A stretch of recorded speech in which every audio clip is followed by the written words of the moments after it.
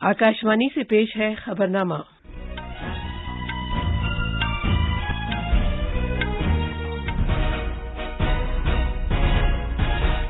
आदाब। खबरनामे के साथ मैं शबाना रहमान। पहले इस वक्त की अहम खबरें।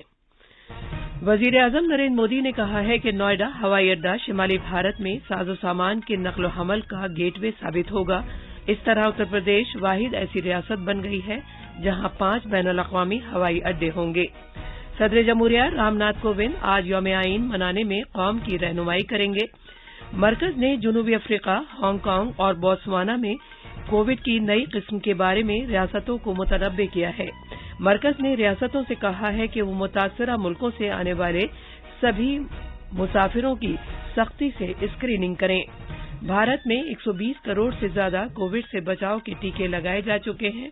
हरियाणा के तमाम स्कूल 1 दिसंबर से पूरी गुंजाइश के साथ दोबारा खुल रहे हैं। भारतीय रेलवे ने प्लेटफॉर्म की टिकटों की कीमतें वही कर दी हैं जो कोविड से पहले के दौर में थीं। भुवनेश्वर में FIH जूनियर मर्दों के हॉकी वर्ल्ड कप में भारत ने कनाडा को 13 गोल से करारी शिकस्त दी और भारत की PV Sindhu Indonesia open badminton championship के खवातीन सिंगल्स के क्वार्टर फाइनल में पहुंच गई हैं।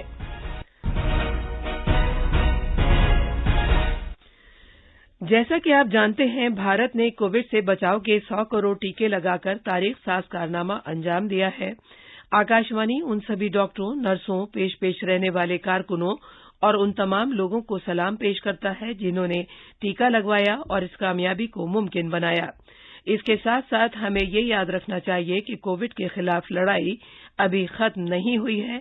आपसे अपील है कि जल्द से जल्द दोनों टीके लगवाएं। अब खबरें तफसील से। वजीर आजम नरेंद्र मोदी ने कल उत्तर प्रदेश के गौतम बुद्ध नगर में जेवर के मुकाम पर नोएडा बैनुल-अक़वामी हवाई अड्डे का संग बुनियाद रखा। इस मौके पर इजहार ख्याल करते हुए वजीर आजम ने कहा कि नया हवाई अड्डा तरक्की में अहम तरीन रोल अदा करेगा और इससे जदीद बुनियादी ढांचे के लिए राह हमवार होगी। उन्होंने कहा कि 21वीं सदी के नए भारत में जदीद तरीन बुनियादी ढांचा तामीर किया जा रहा है। 21वीं सदी का नया भारत आज एक से बढ़कर एक बेहतरीन आधुनिक इंफ्रास्ट्रक्चर का निर्माण कर रहा है। बेहतर सड़कें, बेहतर रेल नेटवर्क, बेहतर एयरपोर्ट, ये सिर्फ इंफ्रास्ट्रक्चर प्रोजेक्ट ही नहीं होते बल्कि ये पूरे क्षेत्र का कायाकल्प कर देते हैं। गरीब हो या मध्यम वर्ग, किसान हो या व्यापारी, मजदूर हो या उद्यमी, हर किसी को इसका बहुत बहुत लाभ मिलता है। वजीर आजम ने कहा कि यह हवाई अड्डा न सिर्फ लोगों को रोजगार के बेपनाह मौके फराहम करेगा बल्कि ये इस खित्ते में बरामदात में इजाफा करने में भी अहम रोल अदा करेगा। नोएडा बैनुल-अक़वामी हवाई अड्डे को शुमारी भारत के लिए साजो सामान की सप्लाई का गेटवे करार देते हुए जनाब मोदी ने कहा कि ये पूरे खित्ते को कौमी गति शक्ति मास्टर प्लान का एक कौमी अक्काज बना देगा। इंफ्रास्ट्रक्चर प्रोजेक्ट की ताकत और बढ़ जाती है जब उनके साथ सीमलेस कनेक्टिविटी हो, लास्ट माइल कनेक्टिविटी हो। नोएडा इंटरनेशनल एयरपोर्ट कनेक्टिविटी की दृष्टि से भी एक बेहतरीन मॉडल बनेगा। नोएडा इंटरनेशनल एयरपोर्ट उत्तरी भारत का लॉजिस्टिक गेटवे बनेगा। ये इस पूरे क्षेत्र को नेशनल गति शक्ति मास्टर प्लान का एक सशक्त प्रतिबिंब बनाएगा। इस तरह उत्तर प्रदेश वाहिद ऐसी रियासत बन गई है जहां 5 बैनुल-अक़वामी हवाई अड्डे होंगे। उत्तर प्रदेश की तरक्की को नजरअंदाज करने के लिए साबिका हुकूमतों को तनकीद का निशाना बनाते हुए जनाब मोदी ने कहा कि उन्होंने रियासत के अवाम को हमेशा झूठे ख्वाब दिखाए। उन्होंने कहा कि मौजूदा बीजेपी हुकूमत के तहत उत्तर प्रदेश तरक्की की नई बुलंदियों को छू रहा है और कौमी और बैनुल-अक़वामी सतह पर अपना नुमायां निशान सब्त कर रहा है। उत्तर प्रदेश के वजीर आला योगी आदित्यनाथ, शहरी हवाबाजी के वजीर ज्योतिरादित्य सिंधिया और रियासत के कई वुज़रा भी इस मौके पर मौजूद थे। आइन साज असेंबली के जरिए भारतीय आइन को मंजूर किए जाने को मनाने के लिए आज मुल्क भर में आइन का दिन मनाया जा रहा है। ये दिन इसलिए मनाया जाता है क्योंकि आज ही के दिन भारत में आइन को मंजूरी दी गई थी। 1949 में आज ही के दिन मुल्क की आइन साज असेंबली में आइन को बाज़ाब्ता तौर पर मंजूर किया गया था, जिसे 26 जनवरी 1949 में नाफिज किया गया था। सदर जमहूरिया रामनाथ कोविंद पार्लियामेंट हाउस के सेंट्रल हॉल में आइन के दिन की तकरीबात की क़यादत करेंगे। इस मौके पर नायब सदर जमहूरिया वेंकैया नायडू, वजीर आजम नरेंद्र मोदी, लोकसभा के स्पीकर ओम बिरला, वुज़रा, अरकान पार्लियामेंट और दीगर मुअज़्ज़ज़ शख्सियात भी मौजूद रहेंगी। अवामुन्नास से दरख्वास्त की गई है कि वो कोविड-19 के तमाम प्रोटोकॉल पर अमल करते हुए आइन के तमहीद पढ़ने में सदर जमहूरिया जनाब कोविंद के साथ शामिल हों। पिछले साल आइन के दिन की तकरीबात से खिताब करते हुए वजीर आजम मोदी ने लोगों से कहा था कि वो उन लीडरों की खिदमात को हमेशा याद रखें जिनकी वजह से भारतीय आइन का मसवदा तैयार हुआ था। आज डॉक्टर राजेंद्र प्रसाद और बाबा साहब आम्बेडकर से लेकर के संविधान सभा के उन सभी व्यक्तित्वों, उनको सबको नमन करने का भी दिन है, जिनके अथक प्रयासों से हम सब देशवासियों को संविधान मिला है। आज का दिन पूज्य बापू की प्रेरणा को, सरदार वल्लभ भाई पटेल की प्रतिबद्धता को प्रणाम करने का दिन। ऐसे ही अनेक दूरदर्शी प्रतिनिधियों ने स्वतंत्र भारत के नवनिर्माण का मार्ग तय किया। ज्यादा से ज्यादा तादाद में लोगों की शिरकत को यकीनी बनाने के लिए पार्लिमानी उमूर की वजारत ने 2 पोर्टल तैयार किए हैं। एक पोर्टल 22 सरकारी जबानों और अंग्रेजी जबान में कानून की तमहीद को ऑनलाइन पढ़ने के लिए है, जबकि दूसरा पोर्टल आईनी जमहूरियत से मुतालिक ऑनलाइन क्विज से मुतालिक है। कोई भी शख्स इन दोनों में हिस्सा ले सकता है और एक सर्टिफिकेट हासिल कर सकता है। एक रिपोर्ट। पहली बार आइन का दिन 2015 में मनाया गया था, जब एनडीए हुकूमत ने डॉक्टर BR अम्बेडकर को खिराज अकीदत पेश करने की गरज से इस दिन को मनाने का फैसला किया, जिन्होंने मसौदा तैयार करने वाली कमेटी के चेयरमैन की हैसियत से इसे तश्कील देने में अहम रोल अदा किया था। आइन साज असेंबली ने इस तारीखी दस्तावेज का मसौदा तैयार करने के अजीम काम को मुकम्मल करने के लिए 2 साल 11 माह और 17 दिन लिए। इसमें बहुत से अरकान थे जिन्होंने मुल्क की आजादी के लिए लड़ाई लड़ी। उनका ताल्लुक मुख्तलिफ इलाकों, मजहब और बिरादरी से था, जो मुल्क की गुनागुनियत की अक्कासी करता है। आइन ने भारत को एक खुदमुख्तार, सोशलिस्ट, सेकुलर, अवामी जमहूरिया करार दिया, जिसने अपने शहरियों को इंसाफ, मसावत, आजादी और भाईचारे को फरोग देने की जद्दोजहद करने की यकीन दहानी कराई है। सुपर्णा साइकिया की रिपोर्ट के साथ खबरनामे के लिए फहीम अहमद। आला इंतखाबी कमिश्नर सुशील चंद्र ने आइन के दिन के मौके पर आकाशवाणी के साथ एक खुसूसी बातचीत में सभी शहरियों को मुबारकबाद पेश की है। उन्होंने बताया कि आइन इंतखाबी कमीशन में पार्लियामेंट और रियासती कानून साजिया को सभी इंतखाबात को मुनक्किद कराने की हिदायत और कंट्रोल व निगरानी का इख्तियार देता है। संविधान 18 वर्ष की आयु पार कर चुके प्रत्येक भारतीय नागरिक को मत देने का अधिकार देता है। आप अपने इस अधिकार की महत्ता को समझें और पूर्णतः उपयोग करें। आयोग स्पेशल समरी रिवीजन और फोटो इलेक्टोरल रोल के माध्यम से लगातार मतदाता पंजीकरण पर जोर दे रहा है। सभी नागरिकों से अनुरोध है कि यदि आप 1 जनवरी 2022 तक 18 वर्ष की आयु पूरी कर रहे हैं तो खुद को मतदाता सूची में जरूर पंजीकृत कराएं और 100% मतदान के हमारे लक्ष्य को पूरा करने में अपना महत्वपूर्ण योगदान दें। साथियों, भारत निर्वाचन आयोग सतत रूप से चुनावी प्रक्रिया को पारदर्शी, निष्पक्ष और मतदाताओं के लिए सरल, सुगम एवं सहज बनाए रखने हेतु प्रतिबद्ध रहा है और आगे भी रहेगा।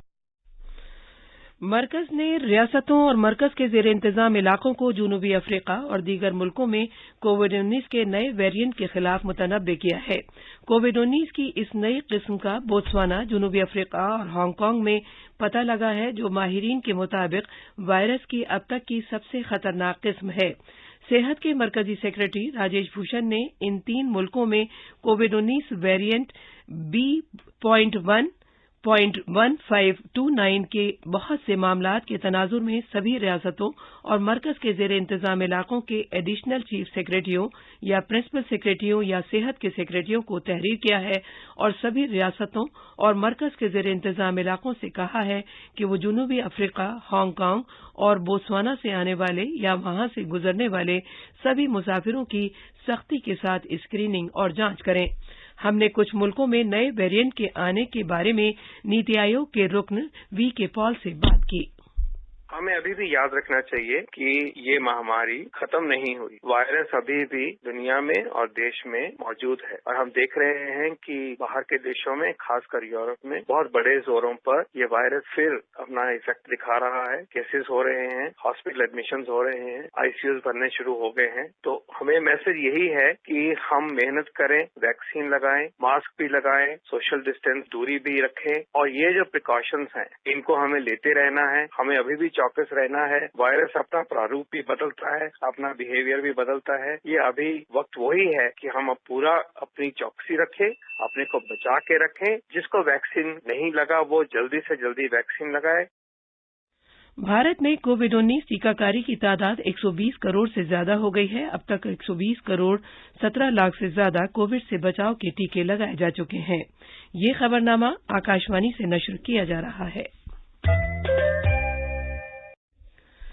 हरियाणा में 1 दिसंबर से सभी सरकारी और प्राइवेट स्कूल मुकम्मल गुंजाइश के साथ फिर से खोले जाएंगे। वजीर आला मनोहर लाल खट्टर की सदारत में कल मुनक़िद काबीना की एक मीटिंग में इस ज़िम्न में फैसला लिया गया। तालीम के वजीर कंवर पाल ने कहा कि पहले के मुताबिक स्कूलों में कोविड-19 ज़ाब्तों की अमलावरी जारी रहेगी। भारतीय रेलवे ने प्लेटफॉर्म की टिकटों की कीमतें वही कर दी हैं जो कोविड से पहले के दौर में थीं। इसका ऐलान कल भारतीय रेलवे की जानिब से किया गया। भारतीय रेलवे ने आलमी वबा के दौरान रेलवे स्टेशनों पर आवाम की आमद को कम से कम करने की गरज से मार्च 2020 में प्लेटफॉर्म की कीमतों में इजाफा किया था। अब पहले की तरह प्लेटफॉर्म टिकट फिर से 10 रुपये का होगा। भारत ने कल शाम भुवनेश्वर में कलिंगा स्टेडियम में FIH जूनियर मर्दों के हॉकी आलमी कप 2021 में अपनी पहली जीत उस वक्त हासिल की जब उसने अपने दूसरे पूल बी के मैच में कनाडा के खिलाफ 13 गोल करके शानदार जीत हासिल की। इस यकतरफा मैच में कनाडा सिर्फ एक ही गोल करने में कामयाब हो सका। भारत को अपने पहले मैच में फ्रांस के हाथों शिकस्त हुई थी क्योंकि फ्रांस ने 5 गोल और भारत ने 4 गोल किए थे। ओलंपिक में 2 बार तमगा जीतने वाली बैडमिंटन खिलाड़ी पीवी सिंधु जर्मनी की वैन ली को आसानी से 12-12 और 21-18 से हराने के बाद खवातीन सिंगल्स के क्वार्टर फाइनल में पहुंच गई हैं। क्वार्टर फाइनल में सिंधु का मुकाबला जनूबी कोरिया की सिम यू जिन से होगा, जिन्होंने प्री क्वार्टर फाइनल में स्पेन की बेट्रिस कॉर्लेस को हराया था। ये थी खबरें। अब अखबारात के आईने के साथ हैं फहीम अहमद। शुक्रिया शबाना। कौमी राजधानी से शाया होने वाले आज के सभी उर्दू अखबारों ने वजीर आजम के जरिए नोएडा में इंटरनेशनल एयरपोर्ट का संग बुनियाद रखे जाने की खबर को शह सुर्खी बनाया है। अखबार प्रताप इस सिलसिले में वजीर आजम के हवाले से लिखता है, पिछली सरकारों ने कुछ नहीं किया, डबल इंजन वाली सरकार काम कर रही है।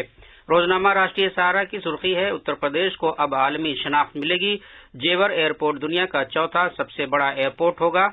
इसी अखबार ने वजीर दाखिला अमित शाह के इस बयान को अहमियत दी है कि साबिका हुकूमतों ने शिमाल मशरकी भारत को नजरअंदाज किया। अखबार मशरिक और हिंदुस्तान एक्सप्रेस ने नायब सदर जमहूरिया एम वेंकैया नायडू का यह बयान नुमाया तौर पर शाया किया है कि अक़वाम मुत्तहिदा की सलामती काउंसिल में इस्लाहात की जरूरत। अखबारों ने हज 2022 से मुताल्लिक खबर को अहमियत के साथ शाया किया है। अखबार इनकलाब लिखता है, मुंबई में हज कमेटी ऑफ इंडिया ने हज 2022 की तफसीलात पेश की। अक़लियती उमूर के वजीर मुख्तार अब्बास नकवी के बकौल हज के अमल को बेहद आसान बनाया गया, अब तक 20,000 दरखास्तें मौसूल। अखबार मिलाप ने जम्मू कश्मीर के लेफ्टिनेंट गवर्नर मनोज सिन्हा के इस बयान को सफ़े अव्वल पर जगह दी है कि कबायली बिरादरियों के 21,000 बच्चों को स्कॉलरशिप फराहम की जाएगी। आखिर में अहम खबरों की सुर्खियां एक बार फिर। वजीर आजम नरेंद्र मोदी ने कहा है कि नोएडा हवाई अड्डा शिमाली भारत में साजो सामान की नकलो हमल का गेटवे साबित होगा। इस तरह उत्तर प्रदेश वाहिद ऐसी रियासत बन गई है जहां 5 बैनुल-अक़वामी हवाई अड्डे होंगे। सदर जमहूरिया रामनाथ कोविंद आज यौम आइन मनाने में कौम की रहनुमाई करेंगे। मरकज ने जनूबी अफ्रीका, हांगकांग और बोत्सवाना में कोविड की नई किस्म के बारे में रियासतों को मुतनब्बे किया है। भारत में 120 करोड़ से ज्यादा कोविड से बचाव के टीके लगाए जा चुके हैं। हरियाणा के तमाम स्कूल 1 दिसंबर से पूरी गुंजाइश के साथ दोबारा खुल रहे हैं और भारतीय रेलवे ने प्लेटफॉर्म की टिकटों की कीमतें वही कर दी हैं जो कोविड से पहले के दौर में थीं। इसी के साथ खबरनामा खत्म हुआ।